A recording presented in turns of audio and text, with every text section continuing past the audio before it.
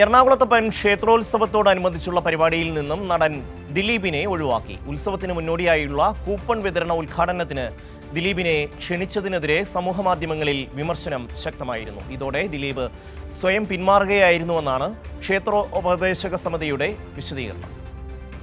ചൊവ്വാഴ്ച വൈകിട്ട് 6:30 എറണാകുളത്തപ്പൻ ക്ഷേത്രത്തിൽ കൂപ്പൺ ഉദ്ഘാടന ചടങ്ങ് നിശ്ചയിച്ചിരുന്നത്. നടൻ ദിലീപിനെ ഉദ്ഘാടകനാക്കിയുള്ള നോട്ടീസും ക്ഷേത്രോപദേശക സമിതി പുറത്തിറക്കിയിരുന്നു. എന്നാൽ ഇതിനെതിരെ സാമൂഹ്യ മാധ്യമങ്ങളിൽ ഉൾപ്പെടെ വിമർശനം ശക്തമായതോടെ ദിലീപ് സ്വയം പിന്മാറുകയായിരുന്നുവെന്ന് ക്ഷേത്രോപദേശക സമിതി അറിയിച്ചു. കൊച്ചിൻ ദേവസ്വം ബോർഡല്ല, മറിച്ച് ക്ഷേത്രോപദേശക സമിതിയുടെ തീരുമാനമായിരുന്നു ദിലീപിനെ ഉദ്ഘാടകനാക്കണമെന്നത്.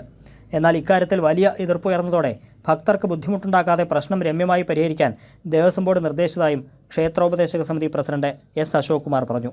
ദേവസ്വം ബോർഡ് എന്താ പറയുക, വിവാദങ്ങളിലേക്ക് പോകരുതെന്നുള്ളത് ദേവസ്വം ബോർഡിൻ്റെ ഒരു നിർബന്ധമായിരുന്നു. വിവാദങ്ങളിലേക്ക് പോകല്ലേ, എങ്ങനെയെന്ന് വെച്ചാൽ അത് സോൾവ് ചെയ്യൂ എന്ന് പറഞ്ഞു. അത്രയേ ഉള്ളൂ, വേറൊന്നും ദേവസ്വം ബോർഡ് പറഞ്ഞില്ല. ഉപദേശക സമിതി തീരുമാനമായിരുന്നു, അല്ലാതെ ദേവസ്വം ബോർഡിൻ്റെ തീരുമാനമല്ല. ഉപദേശക സമിതി എടുത്തൊരു തീരുമാനം. ദിലീപിന് പകരം തന്ത്രിയായിരിക്കും കൂപ്പൺ ഉദ്ഘാടനം നിർവഹിക്കുകയെന്ന് ക്ഷേത്രോപദേശക സമിതി അറിയിച്ചു. ചൊവ്വാഴ്ചയ്ക്ക് പകരം ബുധനാഴ്ച വൈകിട്ടത്തേക്ക് ഉദ്ഘാടന ചടങ്ങ് മാറ്റിവെച്ചതായും ഭാരവാഹികൾ വ്യക്തമാക്കി. കൈരളി ന്യൂസ്, കൊച്ചി.